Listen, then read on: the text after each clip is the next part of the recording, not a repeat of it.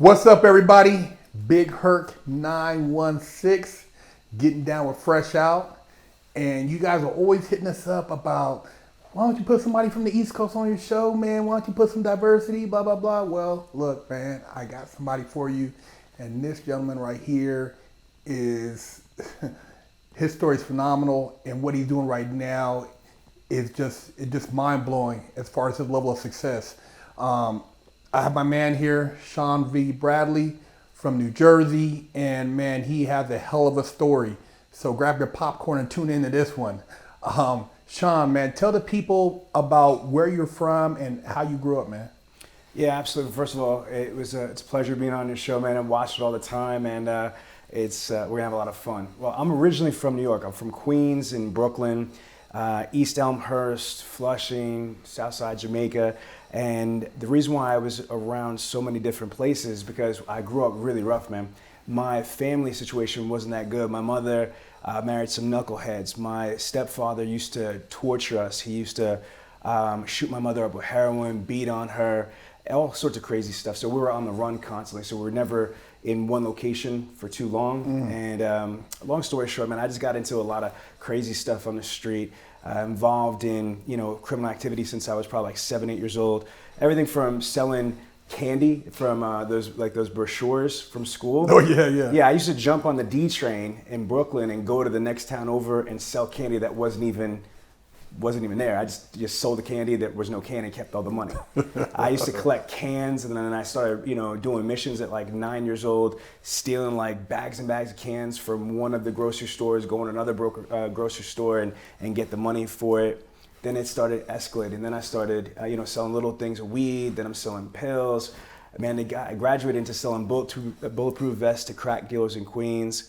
Then I got deep into the kind of skating rave scene. And I was in a boys' home for about 3 years, from 12 to 15 in New Jersey. Came home at 15 years old. I'm skipping that whole story. That's a story in itself. I came home and I got deeper into the rave scene, which was like drugs, ecstasy and K. Not the traditional coke and crack, but the club designer stuff. Man, and I was a teenager pumping 100 pack of pills and making $3,000 to $5,000 in a rave party. And so then it graduated, more and more into the point where at one point, man, we were importing about 10,000 of pills of ecstasy from Amsterdam.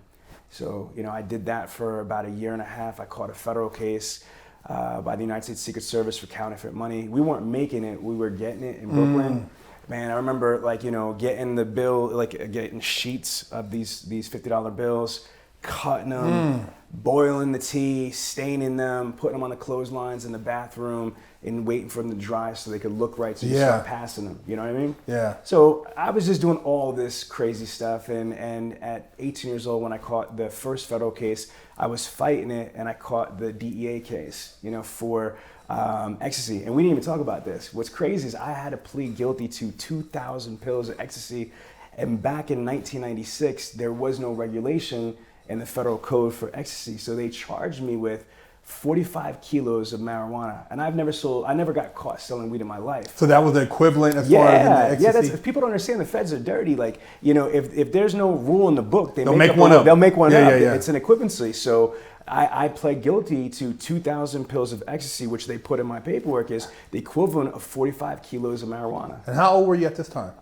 When I pled guilty, I was 19 years old. Wow. So I was in MDC Brooklyn federal pretrial, MCC Manhattan federal pretrial, and then I wound up going to Fort Dix, which was a low security. They had a camp, but I was in low security. I got in a fight, and they bumped me up, and then I went to FCI Allenwood in Pennsylvania. And so I did probably about 2 straight years in the feds, but I had 2 state cases as well. So I was going back and forth between the 2 county jails in New Jersey. So I have about a year in the county jail system trying to resolve my state cases. Okay, fighting those cases? Yeah, but the counterfeit money wasn't that deep. It was probably about $5,000, so that was about a year. But what happened was that I was on federal pretrial when I caught the second federal case. So the federal guidelines for marijuana is not that much. So 45 kilos is only about 2 years. That's it. And so out of the 2 years, that's not a big deal, but they gave me that 1 year consecutive technically for the violation.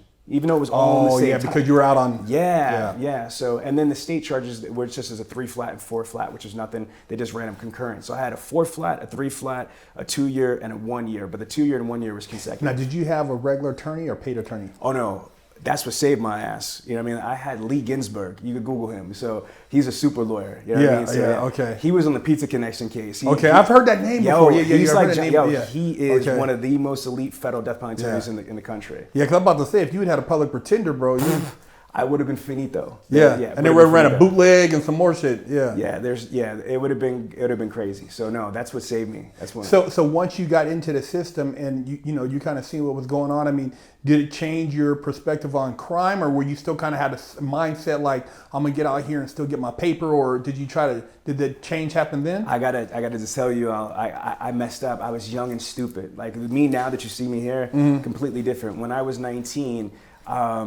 I had no dreams or aspirations or even any type of insight or perspective of what being a civilian or being a normal person was. So when I was doing prison time, I wasn't trying to better myself. I was just trying to grind, hustle, connect. And you know how it is. You done Fed time. There's people from the Medellin cartel. Yeah. So I thought I was going to come out like Pablo Escobar, like with the connects. But so no, when I was inside, I'm embarrassed to say that I didn't use that time wisely or constructively at all. So once you got out after doing the time, you're on paper. I mean, what path did your life take in? Funny. Because that. Yeah. So when I came home, I got a job at Food Town, and I felt like Donald Trump at first because after being in prison for 3 years, from 19 to 22, I was like souped and excited that I was out. And so at first I had swag going to Food Town until my man Billy, who I moved into his spot when I came home. He's just a really close friend of mine. He was still hustling.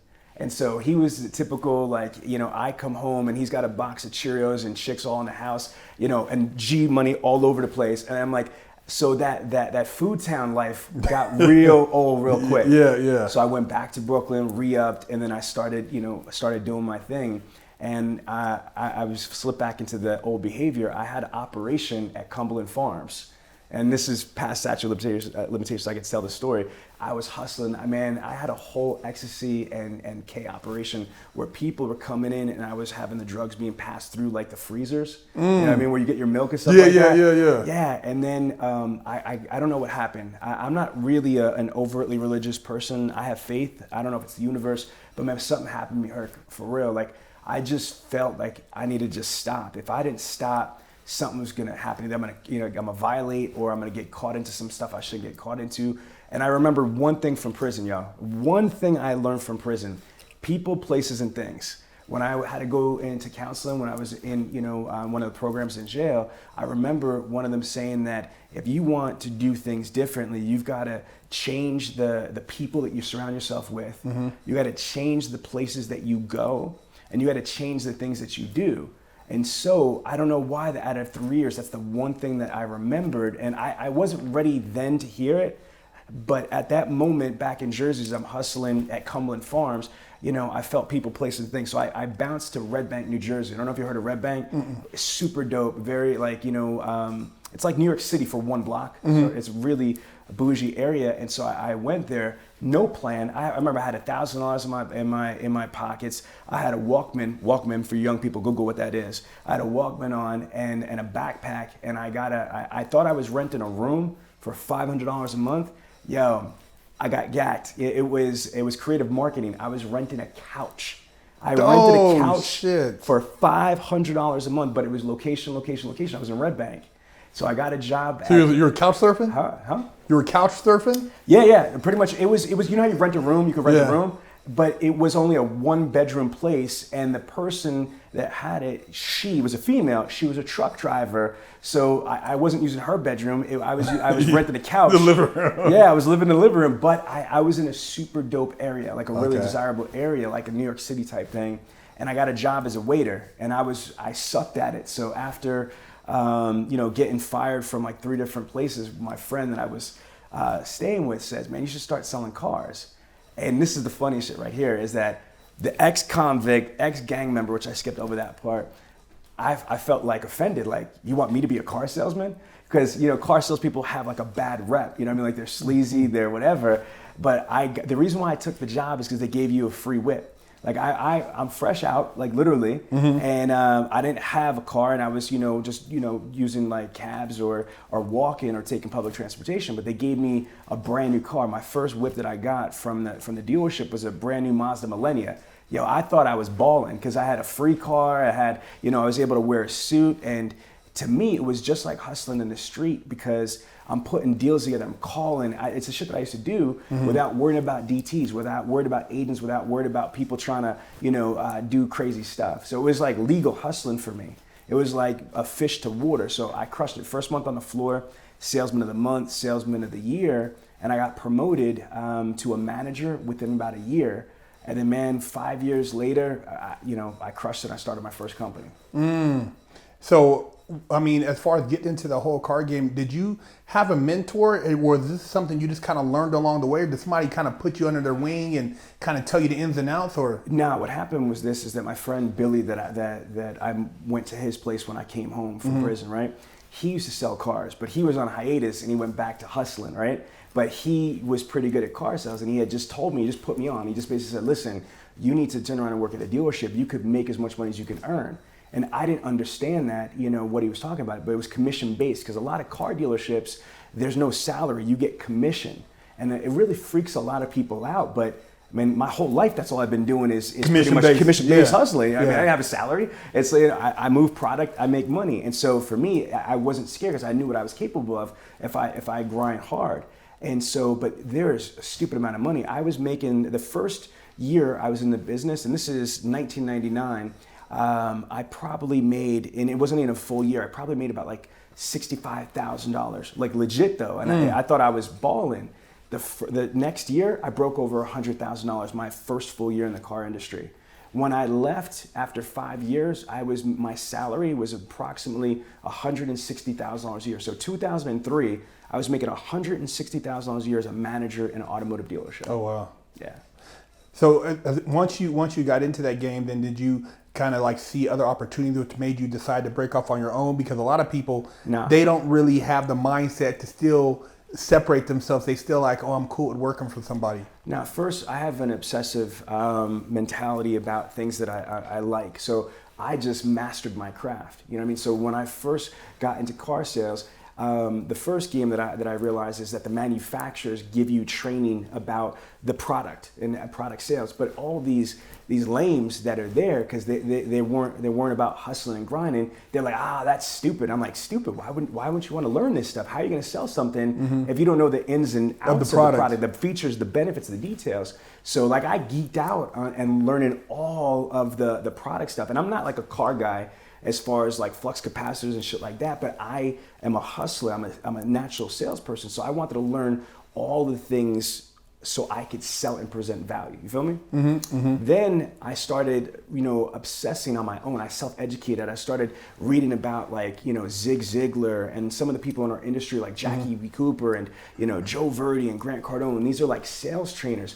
And so for me, it was like knowledge crack. Like I'm learning all about these techniques. Like there's whole strategies on how to qualify somebody, identify wants, wishes, expectations. There's like an art to sales. I just had no idea. Like I just had talent, when I was on the block, hustling or in the clubs, pumping E and at the raves. But when somebody explained to me there's a science and psychology to sales, man, the more that I learn, the more money that I make.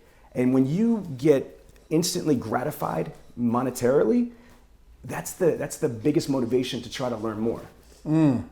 And so what is the, for the people out there who don't know, like what is your business now as far as that's related to the car business? Because I know we talked about it briefly, but a lot of people are still thinking like, oh man, how do you, what are you doing now? How you get into the car game? Or yeah, okay, so right now, fast forward, I've been in the automotive industry for 22 years now. Right now, I have 11 companies. The big company is an 8-figure business, Dealer Synergy. So what my business is I help large, mid-size automotive dealerships or dealer groups. That means if somebody owns more than one dealership, that's a dealer group. So I help owners of dealerships or dealer groups sell more cars. How do you do that? Everything from recruiting, staffing, sales training, business development training, marketing, advertising, branding, leadership mentoring. So I basically go into a store. For example, we have a client named Bob Ruth Ford in Pennsylvania. So this is a multi-million-dollar business. When we took over the account, they were selling about 230 units a month. Units meaning cars. You average about $2,000 profit, so do the math. It's a decent amount of money.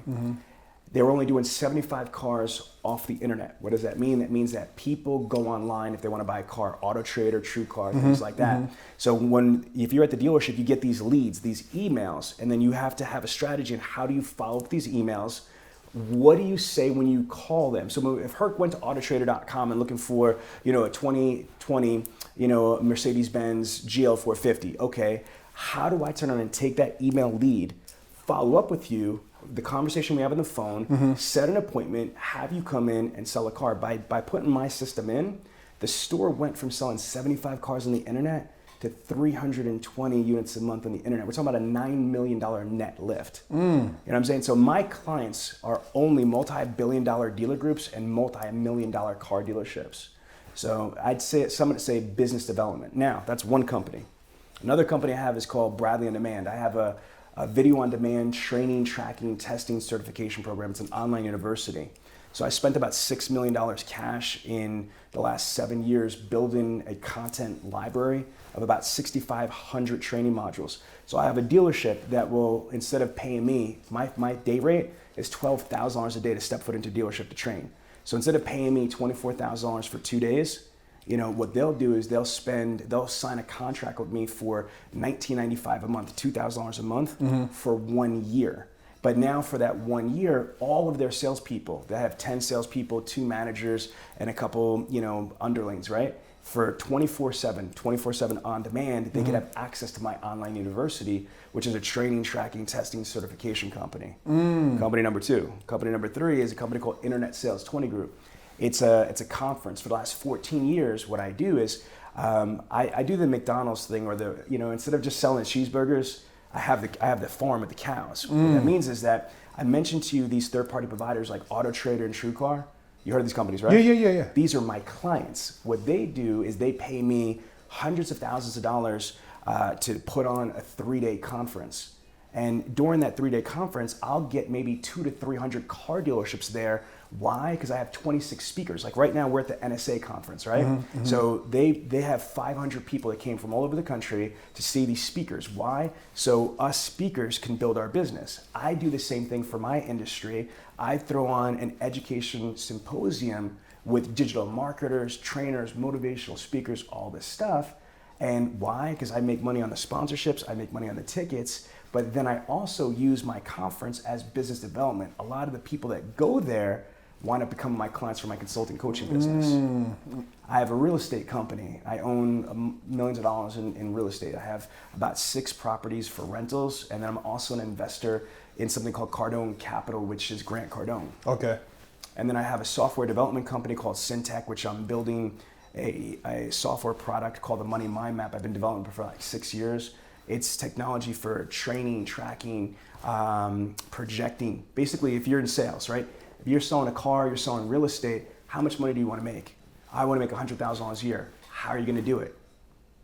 I'm going to work hard. That doesn't mean shit. Again, in sales, in my opinion, wouldn't it be great to go to an app, reverse engineer and say, I want to make $100,000. Yeah, calculate okay, it. and no, then what it's going to do, it's going to say to you, okay, well, how many cars do you have to sell? Well, I have to sell 30 cars. Okay, how many employee working days do I have in a month? I've got 22 working days in a month. Okay, so then I have to sell 30 units in 22 employee working days. How am I going to do it? Well, I need to speak to X amount of people in X amount of days to be able to do there. So it's like, you know how you were into fitness? You know how you could turn and you come up with a workout program, and then you basically have a workout journal. You're going to track exactly how many reps you're doing, what machines. I do that on a financial basis. And so I got a bunch more companies, but we're here for like another 30 minutes ago. Yeah. 11 companies, you know what I'm saying? Yeah. And, at the end of the day, man, I mean, ex-felon, man, and you're doing all these different things, man, and it doesn't even make a difference. No, it doesn't. And I'm going to say this is that I know that it might seem like, man, this is crazy, but since day one when I got out of prison, I never once felt embarrassed or ashamed that I'm an ex-convict, ex-gang member. Yo, I'm tattooed up. You know, like you can't tell over here, but I'm tattooed all over. And again, these gang tattoos. And so for me, I've always been very transparent to my industry, telling them what I did. And you know what? Some people might not, feel me or give me an opportunity back then, right? But I learned something a long time ago. People hate the Pope because he's Catholic. Think about that for a second. They hate a grown-ass man, not for any other thing, just because he's Catholic. They hate Donald Trump because he's a Republican, amongst other things, right? You're never gonna make everybody happy. Mm-hmm. So once you recognize that you're not gonna make everybody happy, find your moral compass, find your true north, and as long as you're going true north, fuck what everybody else has gotta say, what everybody else is gonna think, is you're gonna never make everybody happy. And so that was my main mission. Nowadays, it doesn't matter because I'm so good at what I do, and I'm so branded in my industry as the preeminent expert for what I do. Mm-hmm. They don't give a fuck what I look like. They don't care about the tattoos. They don't care about nothing. It's about money. You know what I'm saying? Mm-hmm. Like, again, real business people know how to extract emotion from business. And so if I'm gonna go into an organization with 22 years experience, and I didn't mention one thing, I've officially verified, have generated $1.3 billion in net revenue for my clients. That's $1.3 billion. So when you could go into a company and say, look, I just made these people an extra $1.3 billion. Here's what I can do for you. That's all they care about. Mm-hmm. You know what I'm saying? Mm-hmm. Now, obviously, if you've got some fucked up crime with kids or something like that, there's no hope for you. You know what I mean? Yeah. But if you got some bullshit like drug charge or you did something stupid as a kid, I think that everybody has the opportunity to reinvent themselves and reacclimate themselves, no matter how long they've done or anything like that. And as far as like, looking back, because like, I always try to reflect on the younger version of myself and what what somebody could have said to me to change my perception. And I mean, I know, you had a rough childhood. What would maybe have been something that would have influenced you think if you were talking to a younger version of you? Man, I get this question a lot. And if I'm being completely like transparent, I don't know. I was so broken as a kid, like I was so angry for multiple different things, just like life situations, and then I learned something. There's a book called The 7 Habits of Highly Effective People. Dr. Stephen Covey wrote the book, and he talks about something called the Maturity Continuum. So there's 3 mental maturities for people. One is the most common. People are either codependent or they're dependent on somebody else. And so what that means is they blame people. You make me feel, it's your fault. They blame the whole world. They blame society, they blame the weather, they blame all sorts of shit, right? And for a little while, that's where I was stuck at. Like it's the world's fault. It was because where I grew up, it was because all this other stuff. Then I thought that independence, which is the next level, is where it should be. And there's all these songs, I'm an independent woman, I'm an independent person. But what I found through my age, and life experiences, the highest form of mental maturity is something called interdependence. It's not about me or I, it's about us, we, and collaboration and synergy. Mm-hmm. So to be specific, I don't know Sean, the crazy street kid, gang member, was in the right mind frame.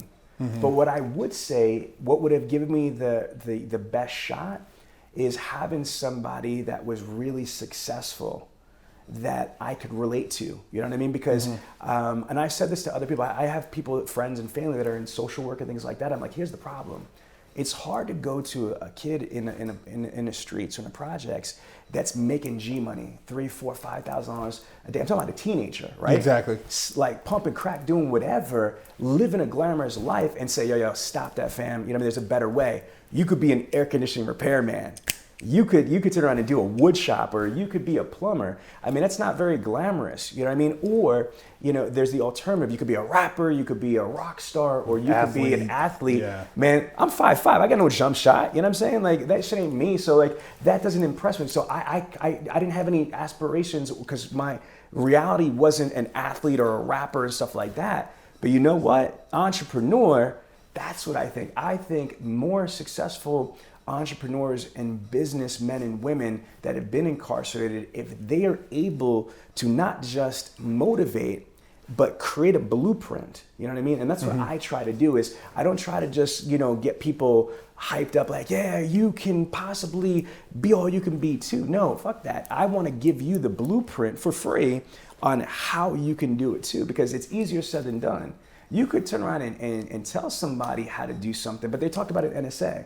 Information without application is just information, but information with application equals transformation. It's almost like what they said, you could be talking about writing or you could be writing.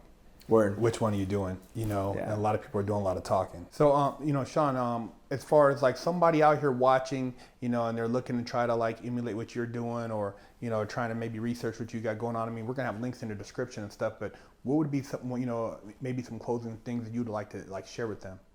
Yeah, absolutely. So first of all, you could find me all over, just Sean V. Bradley, the Millionaire Car Salesman, Facebook groups, Clubhouse, Instagram, all that stuff. I have a ton of free content online, but I will say that any type of sales, I love the automotive industry. If you have the opportunity to have performance-based pay, which means you earn what you can generate, my only advice is this: master your craft. That's what I did. Is that when I was in the sales arena, I just read everything I could. I watched every training video I could because I was trying to study my profession. Like I was trying to get a PhD like in college. And again, nowadays you don't need a collegiate degree. When Apple, when Google, when these mega companies are taking the prerequisite of a college degree to work for their company, it tells you it's about knowledge, not just about a certification. That's deep, man. And I get people all the time and I'm telling them like, what should I go to school or should I, take a trade? And I'm like, man, there's nowadays, you're perfect example. You can take a trade if you get into welding or like you say, AC repair. Them guys is making 6-7 figures a year without no degree and no debt. So the game has changed a lot, man. And, just hearing your story, I haven't been on your podcast, Against All Odds, and now having you on my show, man, I think, a lot of these people will be able to relate because it's hard for coming out of my mouth is one thing, but to hear from you from a totally different background, a whole other, another area and your success, man, it's like, it's still mind blowing, man, especially for a young person trying to figure out what can they do with their lives. Listen to me, there is so much money out there. I'm in a multi-billion-dollar industry. I'm going to be 45 next month, and I've generated almost $50 million in personal income for myself. You Google it, like for real, I'm all over the place. And I have not even scratched the surface. And there's levels. There's a point in my life when I thought $1 million was a lot of money. I'm around people that are billionaires. I'm partners with Grant Cardone, who's the undercover billionaire on the Discovery Channel. And so once you open your perspective to what's possible, it's limitless. So here's one thing I will say to everybody. Shoot for the stars, folks. I mean this sincerely. Dream so big that you're homeless and your people think that you're crazy. Because working with Grant Cardone, he's the Discovery Channel's undercover billionaire. He said his one regret is that he didn't think bigger sooner. You know what I'm saying? Again, life is too short. Remember this, there's only 86,400 seconds in a day. Once they're gone, they're gone. We're never gonna give them back. What I was told a long time ago is on average, we're only given 76 summers. This is gonna be my 45th summer that I'm living in right now. I could do math on my fingers and toes. I don't got that many left, compared to what I've spent. Yeah. So again, don't procrastinate. Make sure that you live life to the fullest without regrets and without, minimizing yourself. Too many people don't believe that they're capable or they don't deserve it for whatever reason. We are creators of our own destiny. We have to be in control of that. That's right. Hey, and there you guys have it, man. Sean V. Bradley, Big Herc 916, fresh out.